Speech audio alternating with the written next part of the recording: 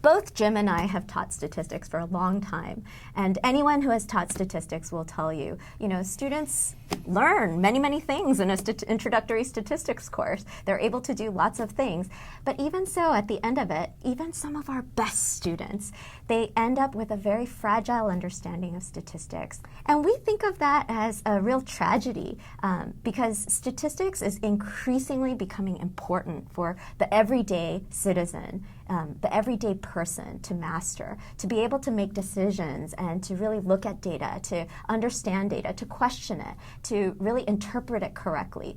And so we feel like this is a really important problem for the modern citizen, for the modern college student, for anybody who's going to have a job in the future. They're going to need to know how to use data.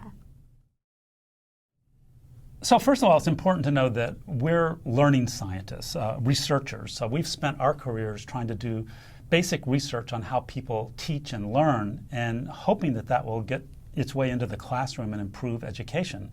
Unfortunately, that model hasn't always worked, largely because there are these connections that just don't get made between researchers and curriculum and program developers and instructors and students in the classroom. So what we're doing is taking a simple idea, which is instead of us all working in isolated ways, we're going to all work together to create a single textbook, an interactive online textbook that we provide free, and then we're going to collaborate on figuring out how to implement that book and produce high levels of learning in the students and to continuously improve that implementation over time. The book that we've created has lots of built-in measures. It has many formative assessment questions that students are answering. So we're not just asking students to read a book, we're asking them to interact with it, and we're taking that data and we're using it to figure out how to make the book better. Now, our first implementation is part of the Learning Lab this year. We're doing at 3 sites. One is at UCLA, another at Cal State LA, and another at Pierce College. And it's important to note that the role of the instructors who are implementing this book in blended classrooms, so it's not an online course, it's a blended course where the book is online, but still is a face-to-face element of instruction. The role of the instructors is not just to implement our book or to implement our idea, but it's to help us figure out through this collaborative process what's the best way to make statistics understandable in a deep way by all students at all of these different campuses. So there are 2 things that differentiates our approach from others. The first is that because we're learning scientists and we care very much about education, we focus a lot on learning. And for us, learning really means understanding in a way that transfers to lots of different situations. Learning that's very robust, not fragile. And we focus much more on learning than completion, because by the time they get to college, all the high school students have passed their high school requirements, but all those high school requirements have not left them with a knowledge that is robust and useful. And so what we want them to do is really have an experience of learning math that translates into robust, transferable knowledge. The second thing that differentiates our approach is that we assume that we won't get it right the first time around. In fact, anybody who's ever taught statistics knows that you learn so much from doing it the first time, right? And what we want to do is take those insights that instructors always have when they teach a class and build it back into these freely available online learning resources in a way that's driven by data, real data on student learning, not just our intuitions of, oh, I think this might help.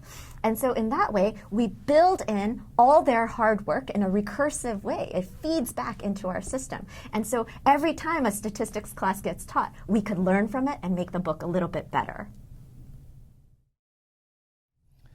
Well, first of all, as Gia said, by deep learning, we mean transferable learning, learning that's flexible, that can be applied in new situations.